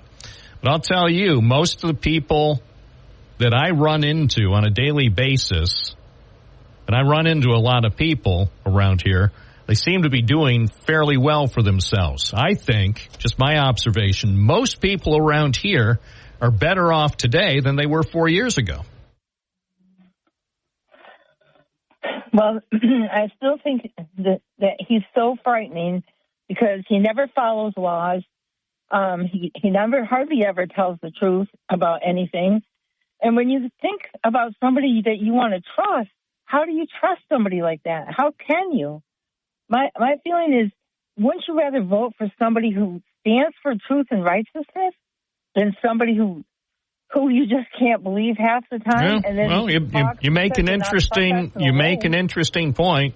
I appreciate your call. You're welcome. Thanks, Pat. 1150 WNBF. Hey, let's take more calls. I want to hear what the people have to say on our hotlines. Good morning. You're on the air. What's your first name? Where are you calling from? Oh, I'm already on the air? Yes, instant gratification. We give you instant gratification. What's your first name and where are you calling from? Okay. Hi. Thanks for having me, Ian. And my last name is Tran. I'm calling from Endicott, New York. I'm running for the Village of Endicott trustee. Oh, okay. Well, is this the first time we've spoken? It is. All right. Well, I'm glad you called in because Thank you. When I drive through Endicott, I see some of your campaign signs. I see a lot of campaign signs, but I have also seen some of yours when I drive through the beautiful village of Endicott. So I appreciate your calling in. So is this the first time that you've run for office? Yeah, this is the very first time I've run for office. Yeah. And what prompted you to run for a seat on the village board? Yeah, so I was born and raised in the area, and I moved to New York City after I went to BCC, and then I went to Binghamton University, and I graduated in 2006. And I moved away to New York City and worked for 16 years at the Wall Street Journal, the BBC, JP Morgan. I was really lucky. I had a really good career there. And then I came back home for a couple months during the pandemic. And I was like, gosh, it's really nice to be home. I was very surprised to feel that way. And then, I don't know, I reconnected with a bunch of my home friends, really remembered why I loved it here, and I moved back 2.5 years ago and bought a house in Endicott. Why I wanted to run, I just saw a lot of changes between when I was growing up here and what Endicott kind of looks like now, and it just makes me really sad. I think it's a great town. I think it still has great people, and I want to show us that we can revitalize it. We don't need to wait for like some big company to swoop in and save us. It's not ever how we ran, the people of Endicott created IBM. It wasn't that IBM was big and bustling and came in and dropped tons of money into our laps. It's just, we made it. So we can do something like that again. And it doesn't have to look exactly the way it used to. We can find other ways to bring in industry and create jobs for people. So where did you go to school? When you were growing up in Endicott, where did you go to school? I grew up in Appalachian, actually, but on the Vestal side of Appalachian, so I grew up in Vestal School District. So where, Tioga Terrace? I grew up on East Main Street. Oh, I know where it is. Yeah, and my parents live in the Tioga Terrace now. Oh, do they? Okay. Do you think they're listening?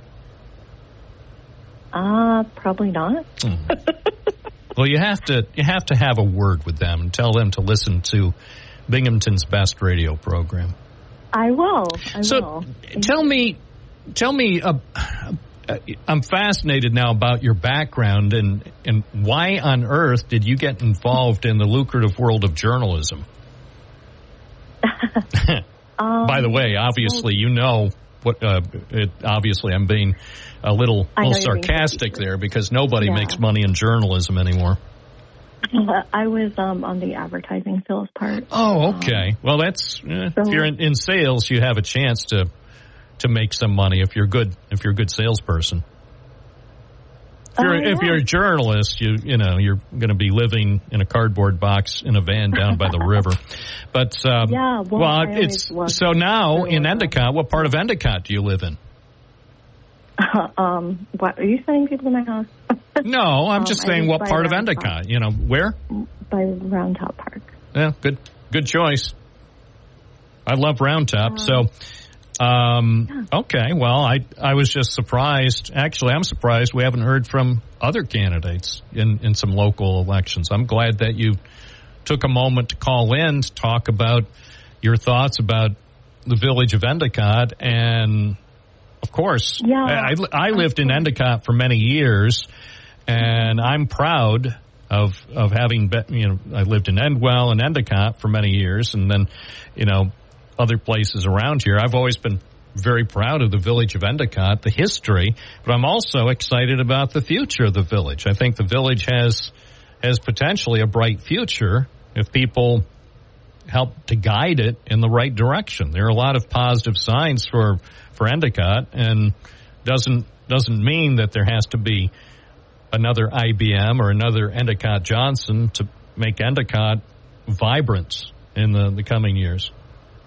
I agree, and I'm just concerned because I've looked up the Census Bureau data, and it looks like the poverty rate has gone from 19.7% in the village of Endicott in 2018 to 2019, and now it's increased to 29.5%. So we're not heading in the right direction, and I just want to make sure that there are people voicing their opinion, that I could represent a different opinion, and people feel more open to telling me their opinions, so that if I am elected to trustee with my running mate, Carissa Pasquale-Jones, we're both small business owners. We're both only 40 years old, but we care a great deal about our community. And a lot of people we talk to when we're going on doors were saying that they're moving, people around our age within 10 or 15 years. And I asked them why, but I know why. And they said, I can't find a job. So we need to change that, and only, having Washington Ave have a little bit of a makeover is not really creating jobs, if you ask me. And that was a, double-digit millions project. Yeah, so I believe it's about $11 million. Yeah, I think you're right there. And I was going to say 10, but I think you're closer to the real number. And I just don't understand why that wasn't pumped into a different avenue, no pun intended. So, yeah, I just question what's going on, and I think that, my parents sacrificed a lot. They're both Vietnamese war refugees. They vote on the opposite line as me, but it doesn't matter. I just was raised to think that voting is important and being involved is important. So instead of it's great that they're involved. They still vote, and they appreciate our values in the United States, regardless of what party they might prefer. Just the fact that they have faith in our government, and I have faith in our government too. So I appreciate your calling in. Thank you so much, and I hope everyone goes out and votes. I already did. Thank you so much, and may the best candidates win. Thank you. And that is our program for Monday. Don't worry, I'll be back tomorrow and every day this week from 9 to noon. I'm Bob Joseph. You're listening to Binghamton Now on News Radio WNBF.